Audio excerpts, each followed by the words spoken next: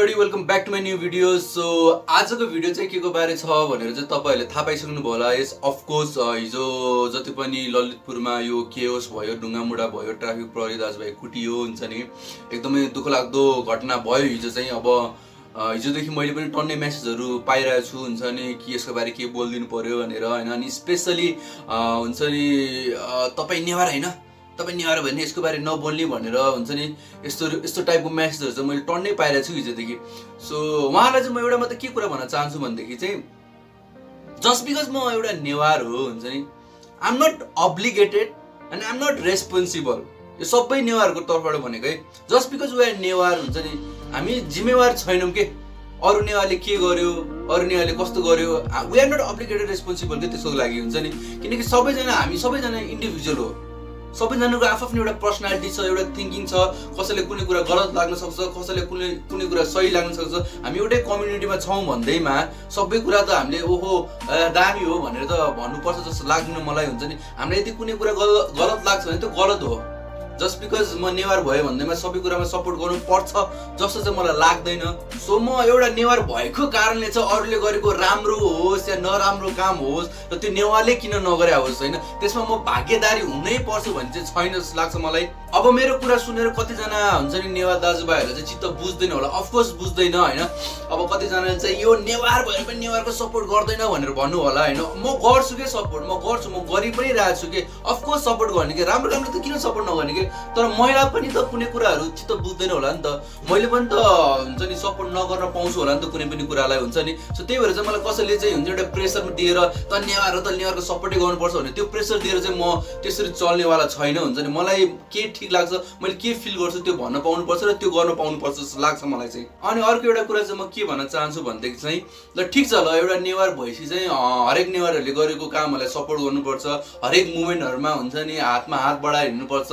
ल मैले माने ल त्यो गर्नुपर्छ अरे। तर यदि त्यस्तै हो भनेदेखि चाहिँ एउटा सानो इक्जाम्पल जस्तो कि म कमेडी च्याम्पियनमा थिएँ नि त, त्यति बेला चाहिँ म पनि त नेवार हो नि त।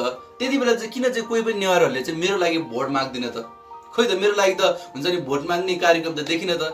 यतिसम्म कि एउटा एक्नोलेज पनि गरेन त, ओ यो एउटा नेवार केटा चाहिँ यहाँ रियालिटी सोमा गएको छ, यसलाई चाहिँ हाम्रो हाम्रो हाम्रो कम्युनिटीलाई यसले रिप्रेजेन्ट गरेको छ, यसलाई चाहिँ हामीले सपोर्ट गर्नुपर्छ, यसको लागि चाहिँ भोट माग्नुपर्छ भनेर कोही ललितपुर, किर्तिपुर, पाटन, भक्तपुर कोही कहीँबाट पनि मेरो लागि त हुन्छ नि सपोर्ट गरेको चाहिँ देखिनँ मैले। होला सपोर्ट गरेको होला, नेवारहरूले मलाई सपोर्टै नगरेको भनेको चाहिँ होइन। तर जुन हिसाबमा हुन्छ नि सबै कुरामा एकजुट भएर हिँड्नुपर्छ भन्ने टाइपको यो अहिले मेन्टालिटी नेवार दाजुभाइले मलाई दिनुभएको छ नि त कि नेवार भएर पनि नेवारको सपोर्ट लिनै पर्छ, बोल्नै पर्छ भन्ने टाइपको त्यो जुन प्रेसर दिनुभएको छ नि त, त्यो हिसाबमा त खोइ त मेरो लागि त्यति बेला सपोर्ट आएको खोइ त, के त म विनर पनि हुनसक्थेँ किन होइन।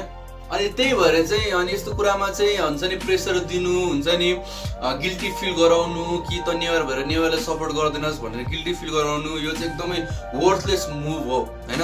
सो अनि ह्याभिङ सेड द्याट हुन्छ नि मैले हिजो फेसबुकमा पनि अब टन्नै एन्टी नेवार पोस्टहरू देखेँ हुन्छ नि नेवारहरू यस्तो, नेवारहरू त्यस्तो, नेवारहरू ब्रेनलेस हुन्छ नि यिनीहरू भेडा हो भन्ने टाइपको पोस्टहरू पनि टन्नै देखेँ। अनि त्यो कुराले पनि मलाई साँच्चीकै नै भन्नुपर्दा लास्ट नै चित्त दुख्यो। एज अ नेवार पनि चित्त दुख्यो, एज अ ह्युमन पनि चित्त दुख्यो।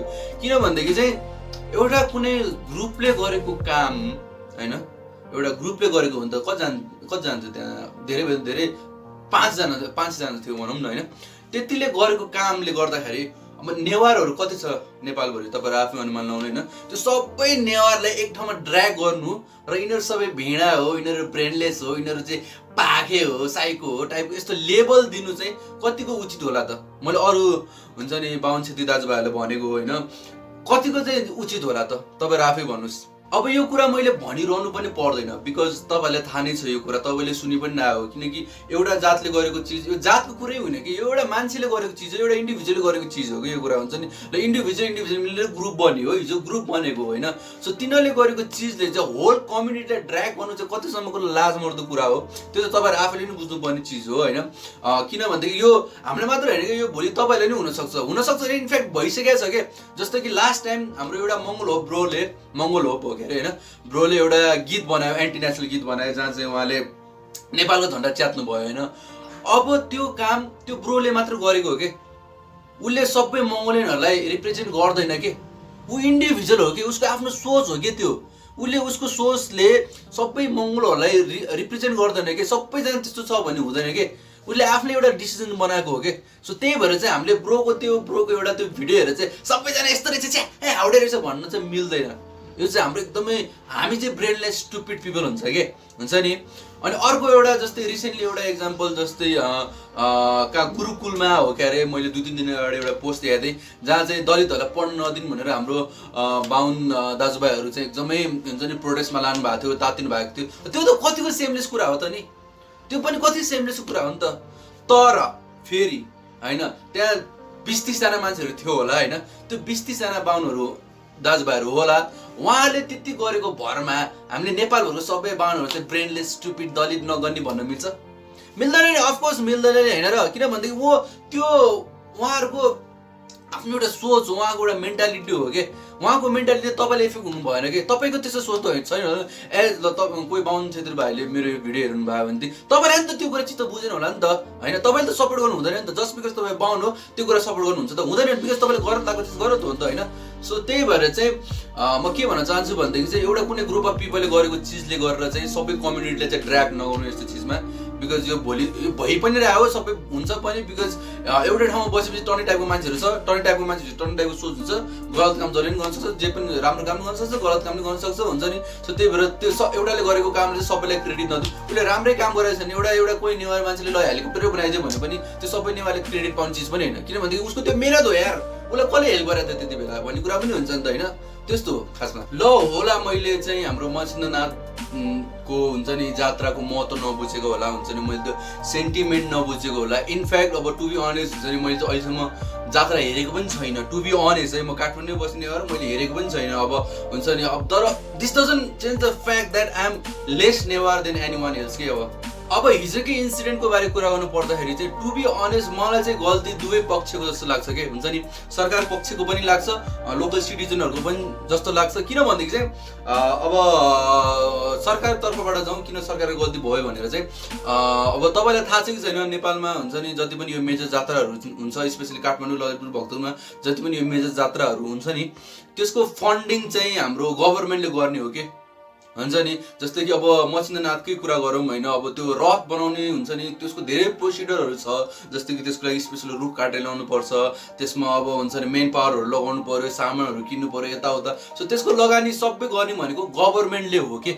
सो अनि मलाई चाहिँ कुरा एउटा नबुझेको अनि चित्त पनि नबुझेको चाहिँ के भनेदेखि चाहिँ यदि गभर्मेन्टले जब चाहिँ त्यो बनाउनलाई अप्रुभ गर्यो, पैसा दियो, सबै कुरा गर्यो होइन, अनि बनाइ पनि सक्यो, अनि पछि तान्नलाई चाहिँ रोक लगाउनु चाहिँ कतिको चाहिँ मूर्खता हो त होइन।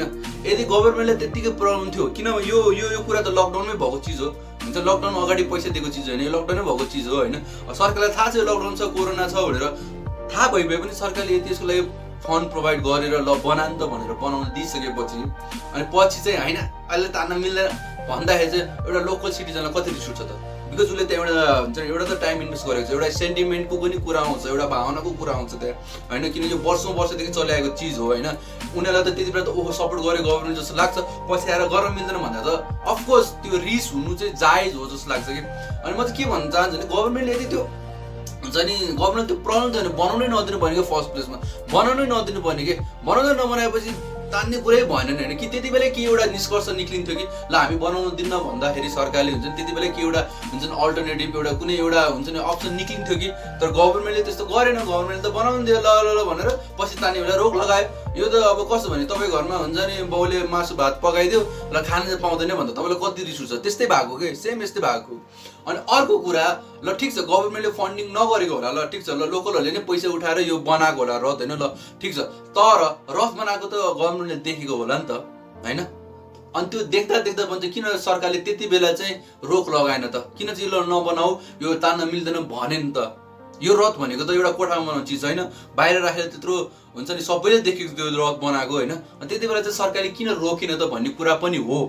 अनि यो सबै कुराहरू गरिसकेपछि त्यत्रो मेहनत लागिसक्यो, त्यत्रो बनाइसक्यो हुन्छ नि, अनि पछि आएर चाहिँ नचला भन्नु चाहिँ एकदमै मूर्खता हो होइन।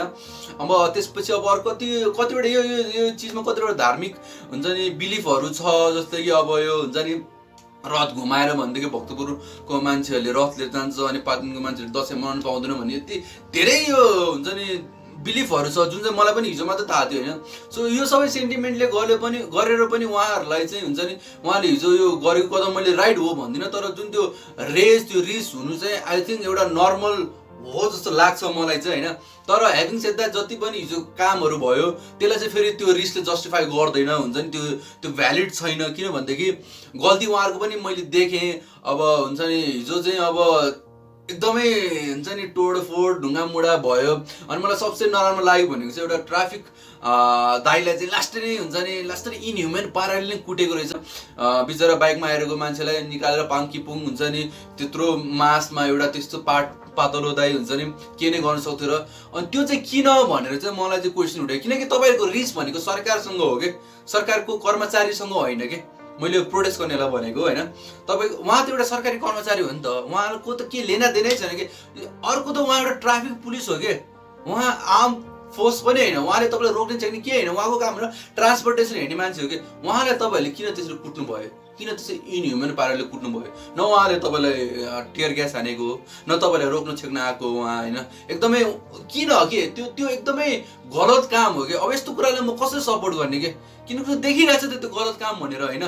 त्यहाँ कतिजनाले रोक्न पनि खोज्नु भएको थियो होइन, रोक्न खोज्दा कतिजना मैले फेरि सबैजना नराम्रो भन्न खोजेको होइन। त्यहाँ 2-3 जना दाजुभाइले चाहिँ उहाँले छेकेर हुन्छ नि उता साइडमा पठाइदिन आँट्नु भएको थियो।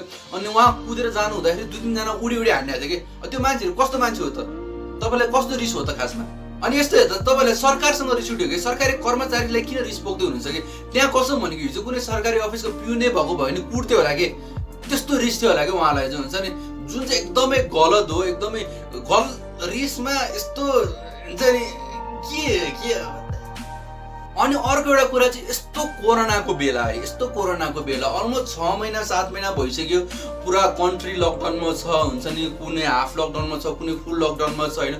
यस्तो टाइममा चाहिँ यस्तो मास निकालेर यसरी झगडा गर्नु चाहिँ कतिको चाहिँ आफूलाई पनि हुन्छ नि यो डेन्जर हो त भनौँ न। ल होला ल कतिजना चाहिँ कोरोना स्क्याम हो के भन्दैन, यो सरकारले तर्साउन मात्र राखेको चिज भन्नु होला होइन। र ठिक छ कोरोना स्क्याम होला, तर डर त छ नि त मनमा होइन, डर त छ नि त। मान्छे त मरिरहेछ नि त, मान्छेहरू इफेक्ट भइरहेछ नि, इन्फेक्टेड पनि त भइरहेछ नि कतिजना होइन। त्यो त तपाईँहरूले देखिरहनु भएको छ नि त। तपाईँलाई त्यस्तै छ भनेदेखि मैले हिजो त्यत्रो मासमा मास्क लाएर आएको मान्छेहरू देखेँ, किन लाउनु भयो त मास्क? तपाईँले त्यस्तै यदि कोरोना स्क्याम लाग्छ भनेदेखि चाहिँ तपाईँले किन लाउनु भयो त मास्क भन्ने कुरा पनि हो होइन। अनि यस्तो बेला चाहिँ यस्तो केओस मचाउनु, यस्तो पेन्डेमिक टाइममा जहाँ चाहिँ मान्छेले के खाने के लाउने थाहा छैन, मान्छेले जागिर खुसिसक्यो, कतिजनाको बिजनेस चौपट भइसक्यो होइन।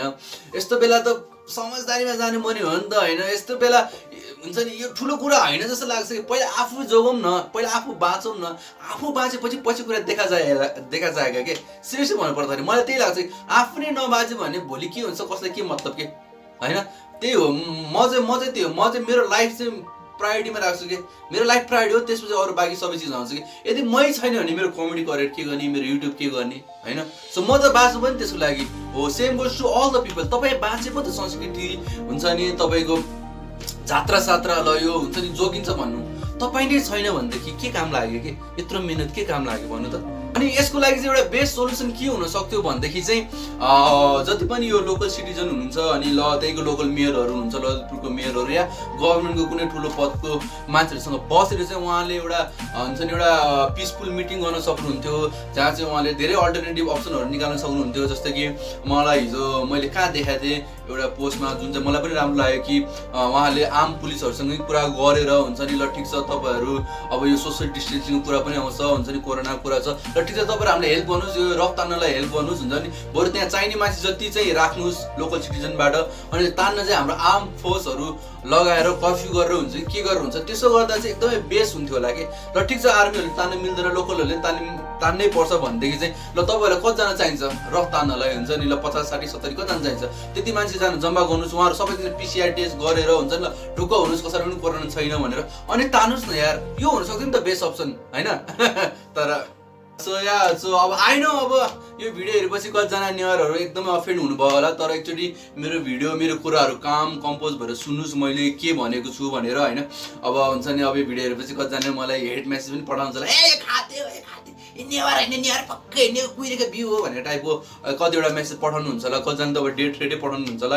तर आई डोन्ट माइन्ड बिकज सबैजनाले बोल्ने एउटा आफ्नो फ्रिडम छ, उहाँले बोल्नुहुन्छ, मैले पनि बोल्ने फ्रिडम छ, म बोलिरहेको छु होइन। So I don't mind feel free to send हुन्छ नि मेसेज। सो या त्यति भन्दै I'm gonna see you in my next video. अनि लास्टमा यही भन्न चाहन्छु, यो जातको कुरामा चाहिँ नबोल्नु होला प्लिज। यो जातको कुरामा चाहिँ एकअर्कालाई हेट गर्ने हुन्छ नि, नराम्रो सोच्ने नगर्नु होला, बिकज यो कोरोना भन्दा पनि ठुलो स्क्याम चाहिँ यो जातै हो जस्तो लाग्छ मलाई चाहिँ है।